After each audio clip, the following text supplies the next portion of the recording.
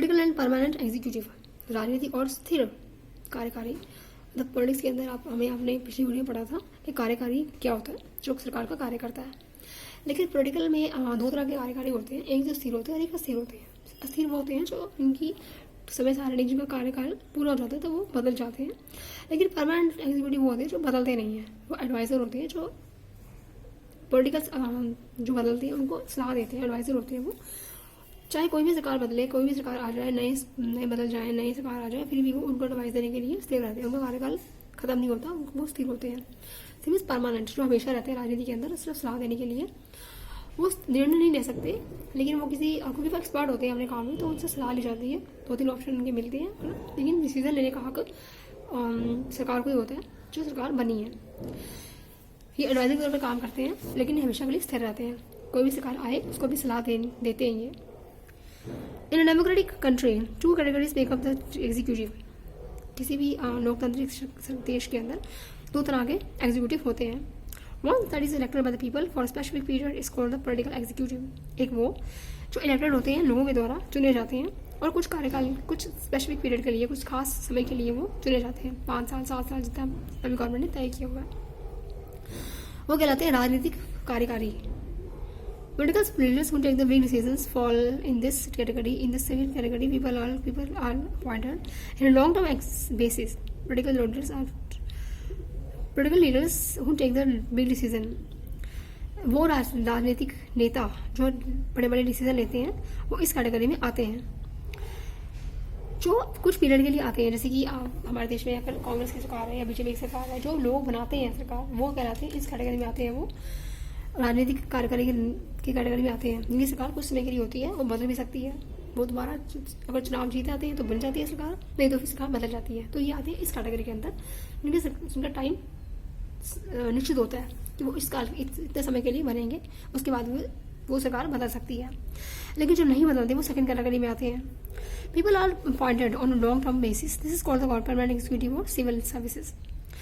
मतलब हमारे देश में अगर कितने मंत्री हैं, गृह मंत्री है, रक्षा मंत्री है, खाद्य मंत्री है, कृषि मंत्री है, तो इनके लिए कार्य करने वाले लोग जो होते हैं, वो खासकर जिनको सलाह देते हैं, वो कहलाते हैं सिविल सर्विसेज या परमानेंट एग्जीक्यूटिव। हर मंत्री के अपने अपने सलाहकार होते हैं जो उसको कार्य क्षेत्र में सलाह देते हैं, क्योंकि वो लोग इतने एक्सपर्ट नहीं होते इस चीज़ के जितने वो सलाहकार एक्सपर्ट होते हैं। सलाहकार का मतलब ये होता है जो सलाह दे, जिसको इस चीज़ का पूरा ज्ञान हो। वो अपने कार्य क्षेत्र में पूरे एक्सपर्ट होते हैं, तो वो उनको सलाह देते हैं, और उनकी सलाह मानना ना मानना इन पर डिपेंड करता है। ये जरूरी नहीं है कि ये उनकी सलाह माने, लेकिन 2 या 3 बार सलाह देने पर, मतलब 2 या 3 सलाह देते हैं, हर क्षेत्र में कोई ऑप्शन देते हैं अलग अलग, तो निर्णय इनका ही होता है, अंतिम निर्णय इनका ही होता है, लेकिन सलाह वो देते हैं। तो उनकी सलाह ये लेकर चलते हैं। चाहे कोई भी सरकार आती है, वो ये स्थिर रहते हैं, ये हमेशा हर नई सरकार को सलाह देते हैं अपनी। उनमें आते हैं सिविल सर्विसेज। कितने सारे फील्ड्स हैं, हम आगे पढ़ेंगे भी, कितने फील्ड के अंदर ये लोग होते हैं सलाहकार। हर फील्ड के मंत्रियों को ही सलाह देते हैं। जितने भी मंत्री हमारे देश में हैं, रक्षा मंत्री हैं, खाद्य मंत्री हैं, कृषि मंत्री हुए, विदेश मंत्री, जितने भी मंत्री हैं, सबके अपने अपने सलाहकार होते हैं जो उनको एडवाइस देते हैं। इनमें सिविल सर्विस से आते हैं, जो देश के सड़क के काम हो गया, परिवहन का काम हो गया, इनके लिए कार्य भी करते हैं। Persons. This is called the permanent executive or civil services. Persons working in civil services are called civil servants. जो क्षेत्र में कार्य करते हैं उन्हें बोलते हैं सिविल सर्वेंट्स। नागरिक सेवक। They remain in office even when the ruling party changes. हाँ, जब भी कोई सरकार बनती है, चाहे वह सरकार कोई भी हो, ये अपने कार्यक्षेत्र में रहते हैं, ये हमेशा ऑफिस में ही होते हैं, इसलिए कि अपने कार्यक्षेत्र में हमेशा कार्यरत रहते हैं, चाहे सरकार कोई भी हो, कोई पार्टी बदल जाए। These officers work under political executive and assist them in the carrying out the day-to-day administration. ये ऑफिसर्स अपने पॉलिटिकल एग्जीक्यूटिव के अंतर्गत कार्य करते हैं, उनके अंदर काम करते हैं, उनके अंतर्गत मतलब उनके अंडर काम करते हैं, उनके लिए काम करते हैं। एंड असिस्ट them, उनको सहायता देते हैं, उनके सहायक के तौर पर कार्य करते हैं। डे टू डे एडमिनिस्ट्रेशन, उनके नित्य नए जो एडमिनिस्ट्रेशन में वो फैसले लेते हैं, जो उनके फैसले निर्णय होते हैं, उनमें सलाह वो देते हैं, जो नित्य नए जो भी उनको निर्णय लेने होते हैं। Can you recall the non political and non political executive in the case of the office memorandum? क्या आपको ऑफिस मेमोरेंडम के बारे में, नॉन पॉलिटिकल के बारे में आपको याद है या नहीं याद? तो हम पढ़ेंगे आज किस किस फील्ड में होते हैं ये सलाहकार। ऐसे तो हर फील्ड में होते हैं, क्योंकि हमारे देश में क्या मतलब हर देश में ही मंत्री होते ही हैं, मिनिस्टर्स होते हैं। फूड मिनिस्टर, एग्रीकल्चर मिनिस्टर, आप जानते ही हो, इतने मिनिस्टर्स हमारे देश में, तो सबके अपने सलाहकार हैं, सब उनको सलाह देते हैं, क्योंकि वो ज़्यादा जानते हैं इस बारे में। ये लोग जानते नहीं हैं लेकिन मिनिस्टर बनते हैं, लेकिन वो जो एक्सपर्ट होते हैं वो ज़्यादा है, उनको अपने क्षेत्र में अपना ज्ञान होता है कि सही सलाह देते हैं वो कि कैसा निर्णय लिया जाए। You might ask you, what does the political executive have more power than the non-political executive? Why does the political executive have more power than the non-political executive? जो political executive है उनको पावर ज़्यादा क्यों है non-political executive से? मतलब जो निर्णय दे रहे हैं, जो सलाह दे रहे हैं, उनसे ज़्यादा पावर क्यों है? जबकि एक्सपर्ट तो वो है, ज्ञान ज़्यादा उनको है, पर इनकी पावर ज़्यादा क्यों है? क्योंकि ये एग्जीक्यूटिव है, क्योंकि सरकार है, वो सरकार नहीं है, ये सरकार है। सरकार बनती है इनकी, जो सरकार बनती है उनको सलाह देते हैं, लेकिन ये सरकार नहीं है। Why is the minister have more powerful than the civil servants? Civil servant से ज़्यादा पावरफुल क्यों है ये? नागरिक सेवक, जिन्हें की देश की जनता के बारे में, देश के फैसलों के बारे में, देश के तरक्की के बारे में, देश के कानून के बारे में ज़्यादा ज्ञान है, फिर भी वो फैसला नहीं ले सकते, वो सिर्फ सलाह दे सकते हैं। फैसले सरकार लेती है जो बनती है। The civil servant is usually more educated and has more expert knowledge of the subject. The advisors working in the finance ministry know more about economics than the finance minister. ये लोग अपने कार्य क्षेत्र में ज़्यादा शिक्षित और ज़्यादा एक्सपर्ट होते हैं, अपने सब्जेक्ट में, अपने कार्य क्षेत्र में, जिस क्षेत्र में भी कार्य करते हैं उसमें ज़्यादा ज्ञान उनको होता है, ज़्यादा एजुकेटेड होते हैं, पढ़ लिखे भी ज़्यादा होते हैं, फिर भी इनके पास पावर नहीं होती जितनी कि परमानेंट एग्जीक्यूटिव को होती है, पॉलिटिकल एग्जीक्यूटिव को होती है। The advisers working in the finance ministry में वित्त मंत्री जो होते हैं उनको इकोनॉमिक्स के बारे में ज़्यादा पता नहीं होता, जितने कि फाइनेंस मिनिस्टर को नहीं पता होता, जितने कि सलाहकार को पता होता है। फाइनेंस मिनिस्ट्री को वो इकोनॉमी के बारे में, अर्थव्यवस्था के बारे में ज़्यादा जानते हैं कि अर्थव्यवस्था देश में कैसी है, कैसी होनी चाहिए, घट रही है या बढ़ रही है, उसमें पैसे आ रहे हैं जा रहे हैं, देश का इकोनॉमिक्स की आर्थिक व्यवस्था कैसी है, इसके बारे में वो लोग ज़्यादा जानते हैं, लेकिन वो फैसला नहीं ले सकते। Sometimes the ministers may know more very little about the technical matters that come under their ministry. Ministers को सिर्फ अपने फैसले लेने होते हैं, जो फैसला वो सही समझते हैं वो ले लेते हैं एडवाइस देने पर, लेकिन उन्हें अपने क्षेत्र का बिल्कुल भी ज्ञान नहीं होता। वो मिनिस्टर तो होते हैं लेकिन उन्हें ज्ञान नहीं होता।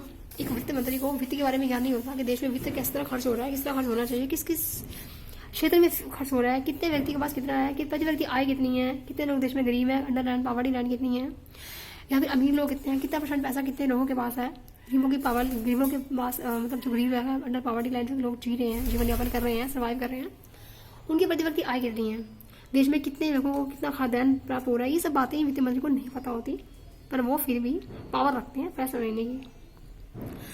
कई बार तो ऐसा होता है कि मिनिस्टर्स को अपने बारे में भी बहुत अपने टेक्निकल मैटर्स, जो भी वो फैसले, जो भी अपना कार्य क्षेत्र होता है उनका, जो उनके अंडर कार्य क्षेत्र आता है, अपनी मिनिस्ट्री के अंतर्गत, अपने मंत्री के अंदर जो भी उनका कार्य फैसला होता है उसका जरा भी ज्ञान नहीं होता उनको।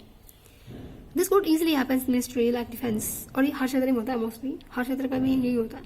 डिफेंस ले लो आप, इंडस्ट्री ले लो, उद्योग लो, हेल्थ हो, साइंस हो, टेक्नोलॉजी हो, माइंस हो, खाने वगैरह होती हैं, टेक्नोलॉजी तकनीक वगैरह में जितनी भी मंत्री बनती हमारे देश में है, उन्हें अपने देश का अपने फील्ड में ज़्यादा ज्ञान नहीं होता। ये नहीं होता जरूरी कि ना ही हो भी सकता है, लेकिन ज़्यादातर नहीं होता है, क्योंकि इन्होंने अपने फील्ड में कोई खास इतनी एबिलिटी नहीं पाई होती, ना कोई इतनी पढ़ाई की होती है कि उन्हें इस चीज़ का पूरा ज्ञान हो। जरूरी नहीं है कि साइंस के में जो जब साइंस मंत्री होगा उसको ज्ञान का पूरा ज्ञान होगा साइंस का, या हेल्थ मिनिस्टर को पूरी हेल्थ के बारे में पता होगा, नहीं। उनके अंदर उनके सलाहकार होते हैं जिनके हेल्थ के बारे में, हेल्थ के मिनिस्टर को नहीं पता होता कि देश में कितने लोग बीमार हैं, कितने लोग सही हैं, क्या दवाई चल रही है, कितने देश में क्या राह चल रहा है, स्वास्थ्य के बारे में पूरा ज्ञान नहीं होता, बट वो टेकन डिसीजन। उनको सब सलाहें अपने सलाहकारों से लेनी होती है, परमानेंट एग्जीक्यूटिव से सब सलाह लेनी होती है, वही सलाह देते हैं उनको, उनके ऑप्शन रखते हैं देश के हालात को देखते हुए, क्योंकि वो देश के हालात के बारे में पूरा जानते हैं, पूरा ज्ञान रखते हैं, क्योंकि रखा ही उनको इसलिए जाता है स्पेशली कि वो एडवाइस दे सकें। And technology minds, etc. Why should the ministers have the final say on these matters? Minister जो होते हैं वो उनके ऊपर फाइनल से क्यों नहीं करते, फाइनल उनका बोलना क्यों नहीं होता, वो क्यों नहीं मतलब अपनी राय देते, क्योंकि उनको इतना ज्ञान नहीं है। देश का मामला है तो 2-4 लोगों का मामला नहीं है, तो पूरे देश के बारे में बोलने के लिए एक्सपर्ट बंदे का होना जरूरी है। एक्सपर्ट बंदा हो जो पूरे देश को देखते हुए, पूरे देश के हालात को देखते हुए, हर कार्य में क्षेत्र में एक्सपर्ट होने के बाद वो अपना फैसला दे सके। The reason is very simple, in a democracy the will of the people is supreme. कारण बहुत सिंपल है इसका, साधारण सा कारण है इसका, क्योंकि हमारे देश में लोगों की पावर बहुत, विल पावर बहुत ज़्यादा ताकत रखती है। लोगों की पावर ज़्यादा है, क्योंकि लोगों के लिए लोग ही चुनते हैं, लोगों के लिए कार्य किया जाता है, लोगों को देखते ही निर्णय लेने पड़ते हैं, तो विल पावर लोगों की ज़्यादा है।